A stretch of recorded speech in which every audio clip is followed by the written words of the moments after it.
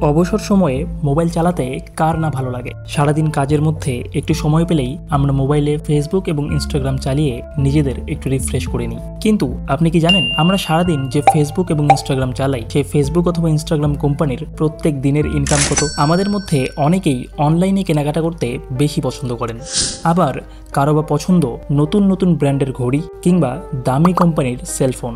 কিন্তু আপনি কি কখনো ভেবে দেখেছেন, যে সমস্ত দামি দামি ব্র্যান্ডের জিনিসপত্র আমরা কিনি আর যে সমস্ত অনলাইন অ্যাপ থেকে আমরা কেনাকাটা করি, সেই সমস্ত কোম্পানির প্রতিদিন কত টাকা ইনকাম করে? এখানে একটা কথা মাথায় রাখবেন, আমি এখানে মাসের কথা বলছি না, আমি বলছি প্রতিদিনের ইনকাম। আর আপনিও যদি আমার মতো জানতে চান যে ফেসবুক, ইনস্টাগ্রাম, অ্যাপেল কিংবা অ্যামাজনের মতো কোম্পানিগুলো প্রত্যেক দিন কত টাকা ইনকাম করে, তাহলে দেখে নিন এই পুরো ভিডিওটি। প্রথমেই শুরু করা যাক ফেসবুক দিয়ে। মার্ক জুকারবার্গের ফেসবুক একটি জনপ্রিয় সোশ্যাল মিডিয়া প্ল্যাটফর্ম, যেখানে প্রতিদিন প্রায় লক্ষ লক্ষ লোক তাদের বিভিন্ন মুহূর্তগুলিকে পোস্ট করে থাকেন। আর এই সমস্ত ফটো এবং ভিডিওর মাধ্যমেই ফেসবুক কর্তৃপক্ষ প্রত্যেক দিন প্রায় কোটি কোটি ডলার আয় করে থাকে।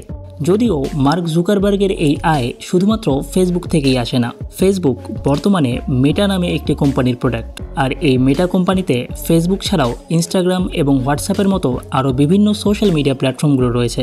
আর এই সমস্ত প্ল্যাটফর্ম থেকেই মেটা কোম্পানি প্রত্যেক দিন প্রায় 319 মিলিয়ন ডলার উপার্জন করে থাকে, আর ভারতীয় মুদ্রায় যার পরিমাণ প্রায় 2600 কোটি টাকা। ভাবা যায় একদিনে এতগুলো টাকা। আর এই জুকারবার্গ ভাই, আপনি তো এই একদিনের টাকা দিয়েই পুরো শহর কিনে ফেলতে পারবেন। এবারে জুকারবার্গকে একটু সাইডে রাখা যাক। জুকারবার্গের পর আরও একজন অন্যতম ধনী শিল্পপতি হলেন স্টিভ জবস, যিনি অ্যাপেল কোম্পানির প্রতিষ্ঠাতা। আরে এই অ্যাপেল নয়, আমি বলছি এই অ্যাপেলের কথা, অ্যাপেল আইফোন কোম্পানির কথা। বর্তমানে এই অ্যাপেল কোম্পানির মোট সম্পত্তির পরিমাণ 2.68 ট্রিলিয়ন ইউএস ডলার। স্টিভ জবসের এই কোম্পানিটি বর্তমানে প্রত্যেক দিন প্রায় 157 মিলিয়ন ডলার উপার্জন করে, ভারতীয় মুদ্রায় যার পরিমাণ প্রায় 1282 কোটি টাকা। আর অ্যাপেল কোম্পানির কথা আসলে তার সাথে সাথে চলে আসে তার প্রতিদ্বন্দ্বী কোম্পানি মাইক্রোসফটের কথাও। বিল গেটসের মাইক্রোসফট কোম্পানির বর্তমান বাজার মূল্য প্রায় 3.13 ট্রিলিয়ন ডলার। আর বর্তমানে মাইক্রোসফট কোম্পানি প্রত্যেক দিন প্রায় 167 মিলিয়ন ডলার উপার্জন করে, ভারতীয় মুদ্রায় যার পরিমাণ প্রায় 1300 কোটি টাকা। এতগুলো টাকা! তাহলে ভাবুন তো, আমরা আমাদের এন্টারটেনমেন্টের জন্য প্রত্যেক দিন যে সমস্ত সোশ্যাল মিডিয়া প্ল্যাটফর্মগুলো ব্যবহার করি, সেই সমস্ত সোশ্যাল মিডিয়া প্ল্যাটফর্মের মালিকরা প্রত্যেক দিন কত কোটি কোটি টাকা উপার্জন করছে।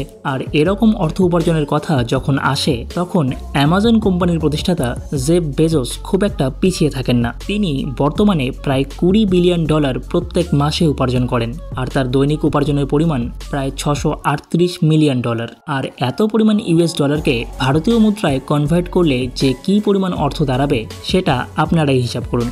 মনে হয় জেফ বেজোস তো একেবারে টাকার বিছানার উপরেই শুয়ে থাকেন। এই সমস্ত কোম্পানিদের সবকিছুই তো বিদেশিদের হাতে। তো এবার চলে আসি নিজের দেশের কথায়। ভারতীয় ধনকুবের মুকেশ আম্বানির রিলায়েন্স ইন্ডাস্ট্রির উপার্জন কিন্তু খুব একটা কম নয়। বর্তমানে ভারত সহ বিশ্বের বিভিন্ন দেশে রিলায়েন্স কোম্পানির বিভিন্ন প্রতিষ্ঠান গড়ে উঠেছে। আর বর্তমানে রিলায়েন্স কোম্পানি প্রত্যেক দিন প্রায় 300 কোটি টাকা উপার্জন করে। তো বুঝতেই পারছেন তার ইনকামের বহর কত দূর, আর কেনই বা তিনি ভারতের 1 নম্বর ধনী ব্যক্তি। আর এত পরিমাণ টাকা উপার্জন করেন বলেই তিনি তার ছোট ছেলের বিয়েতে সালমান খান ও শাহরুখ খানদের মতো মেগা স্টারদের নিয়ে একই স্টেজে নাচাতে পারেন। তবে এত কিছুর মধ্যেও একটা বিষয় কি খেয়াল করছেন? এখনো পর্যন্ত যতগুলো কোটিপতির কথা আমরা আপনাদের বললাম, তাদের মধ্যে কিন্তু একটা বিষয় কমন রয়েছে। এই সমস্ত কোটিপতির কেউই কিন্তু প্রথাগত উচ্চশিক্ষায় শিক্ষিত হননি। খুব অল্প বয়সেই তারা নিজের পায়ে দাঁড়িয়েছেন এবং নিজের ক্ষেত্রে তারা হয়েছেন চূড়ান্ত সফল। আর আপনিও যদি তাদের মতো সফল হতে চান, তাহলে আপনাকেও একটা ছোট্ট কাজ করতে হবে। আর সেই কাজটি হলো, যে ভিডিওটি আপনি দেখছেন সেই ভিডিওটিকে ছোট্ট একটি লাইক করে চ্যানেলটিকে সাবস্ক্রাইব করুন। আর সময় নষ্ট না করে আপনি কি করবেন, মানে আপনার মন যেটা চাইছে সেই মনের ইচ্ছেটাকে বাস্তবায়িত করার দিকে জোর দিন, কারণ সেখানেই রয়েছে সফলতার চাবিকাঠি।